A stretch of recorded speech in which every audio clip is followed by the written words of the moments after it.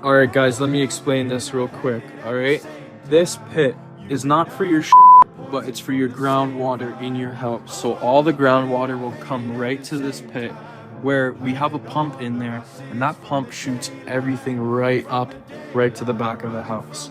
All right, right here, we have a check valve. So when that water shoots up, it comes back and it stops right here. So it doesn't go back into that pit, making the pump work more and more and more. We don't want that, right? So when that water shoots up, it shoots right out, but whatever remaining water comes right here, it'll sit right back down there. So if I got no insulation in the house and you see open spots like that and you're in a new build, you want to put a heat tracer on this guy.